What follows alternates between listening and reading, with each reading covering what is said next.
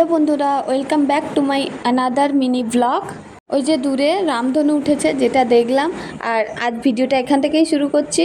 তো পটু এখানে টিচারের ভূমিকায় বসে রয়েছে, আর বাকিরা কিভাবে বলবে না বলবে ওটাই প্র্যাকটিস করছে। তারপরে একটু ভিডিও করে নিলাম, সবাই যে যা স্টেশনগুলো যে যা কে কী করবে সেগুলো রেডি করে নিচ্ছে। এরপর লিডার আমাদের রেডি হতে বলল, এবং আমরা সবাই রেডি হয়ে কে ফার্স্ট ক্লাস নেব না নেব ওইসব আলোচনা করে নিচ্ছিলাম, এবং বসে আমরা কিছু ভিডিও আর ছবি বানিয়ে নিলাম।